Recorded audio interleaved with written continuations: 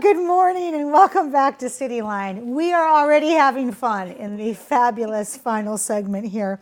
With me, I have three amazing women who are here to talk about an organization called Raising Girls.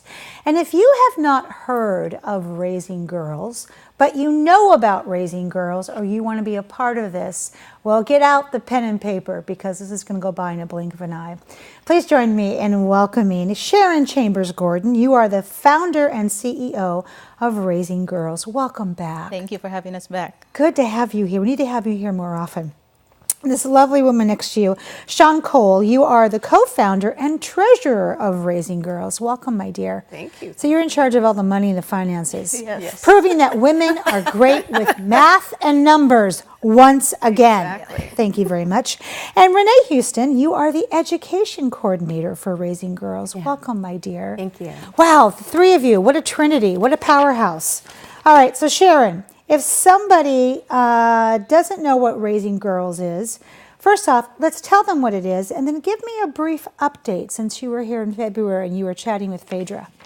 Well, Raising Girls is a nonprofit organization launched in 2017 to provide hygiene products for girls in our community.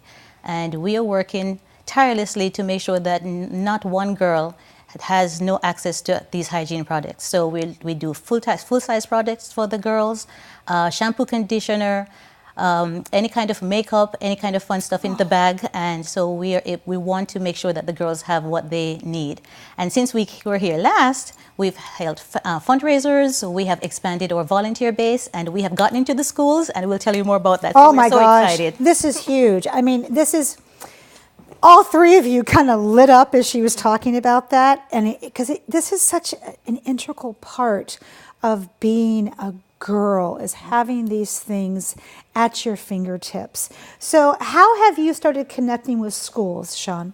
So in April, our group worked with the Tacoma Public Schools to kind of pinpoint the 11 schools with the most need, and we were able to put together 550 bags.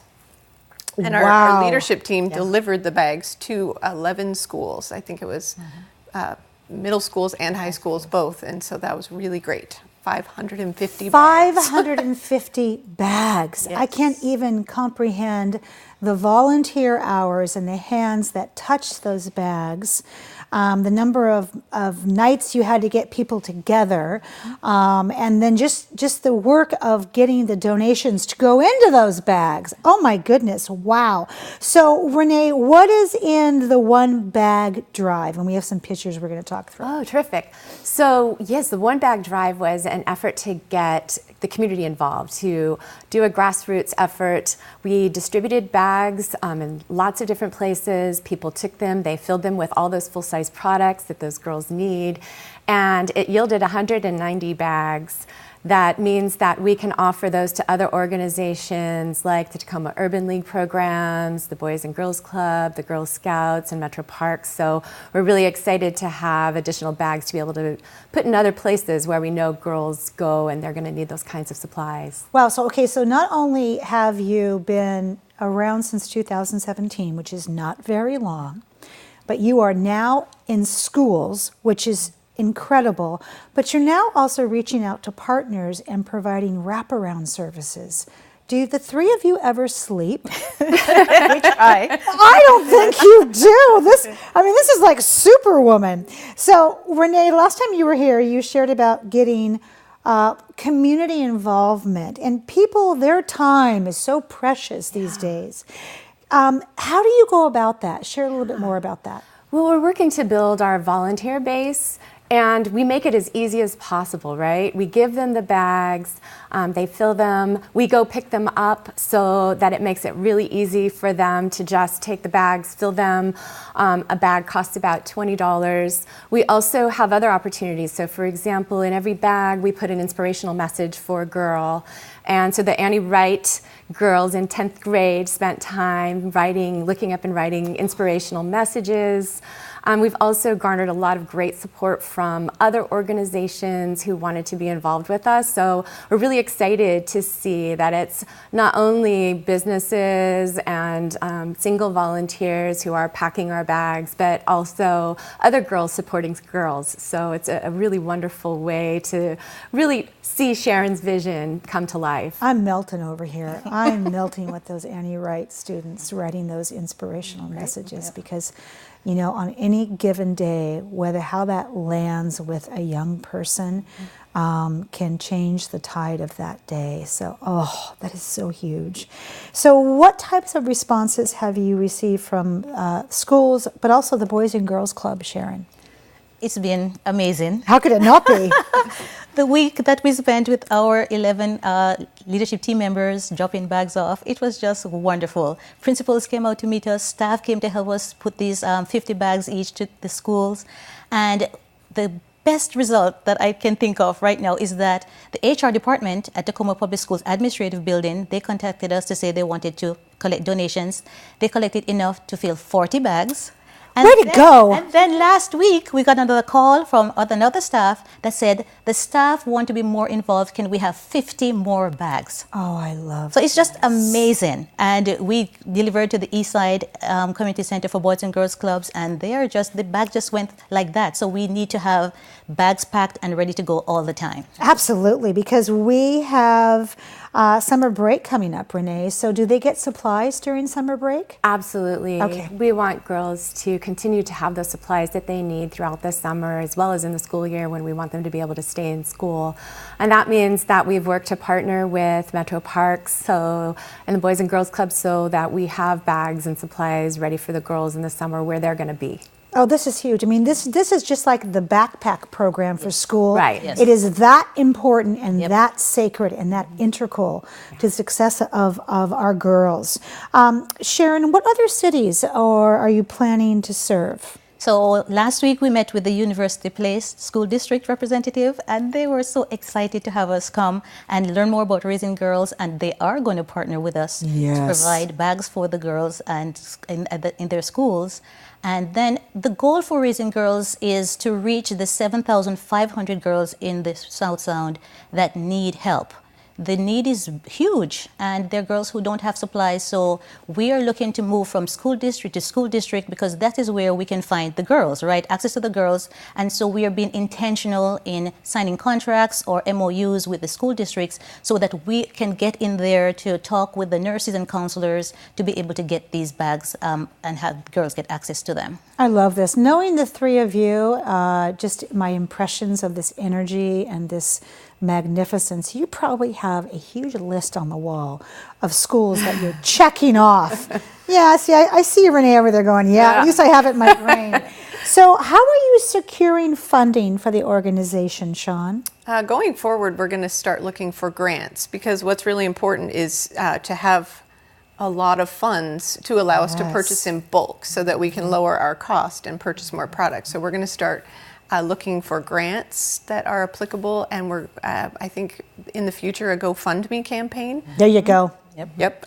We're currently BECU semifinalists, so we have our fingers crossed that happens. That would be a big win. So, Boy, that would be. yeah, so That would be great. just a lot of that. My goodness, because you are, it's almost like you are running in front of the tsunami because this has been a huge success. And it's like, we got to keep going, we got to find funding. But I just, the response has been so spectacular. I can't imagine funders not wanting to be a part of this great program. How can the community continue to help, Shawn? Just spread the word. Just share our Facebook page, find us on Instagram, just spread the word. And you know, we just need donations. We need products. We need to know where the girls are in the community that need help. So to reach out to us and let us know, that's really huge. That would, I mean, I think that must be a very important part of this because finding those girls, I mean, yes, you can find them during the school year, but then keeping track of them during the summer and then the new ones that come back every year. And hopefully these girls tell their friends. And so they can also say, hey, you want a bag just like this. Sharon, in these last 2 minutes, what more would you like us to know about Raising Girls? That we are here to stay. That's Yes. our goal, because period poverty is a huge issue worldwide, but huge here in the Lower Puget Sound. And we want folks to understand that when girls miss school because of that time of the month, they lose a lot of traction when it comes on to their schoolwork. So we want to make sure that the girls get the supplies and that it is ongoing for them, so that they don't have to worry about that aspect, which has been a huge deal. Because when I talked to a principal at a local middle school, she said, we can't keep toilet paper in our bathrooms, because that's what the girls were using. They were so happy to get those 50 bags, because now the girls have tampons and pads to use, body wash to refresh themselves, and they were just so very, very thankful. So it's very important for work that we are doing, and I want the community to know that we appreciate all the support that we are getting from them, and the work is ongoing. Absolutely, and the conversations that come out of this are just remarkable. And the knowledge, I mean, across the board, male and female. I mean, there's that documentary, I keep trying to remember, that I watched that won an Academy Award. It's something about... Period, the end of a sentence. Yes. Yes. Should be the end of a sentence. The period should be, yes, and that is a edition. prime. If you haven't watched that, watch it. Yes. It really drives home what happens when girls miss school. And yes, it's more in a third world way, but we're not far off from that. It's right here. It's right here, Yeah. right now. Can I tell a quick story about boys? Yes, we have. You have 30 seconds. So we dropped off bags at the school, and the ladies at the front desk says, bring the stuff for the boys because they need deodorant. Those boys need deodorant. I want to say thank you to all three of you for the work that you have done, which you continue to do. You are so inspiring. And I want you back here on the couch at least in the next 90 days.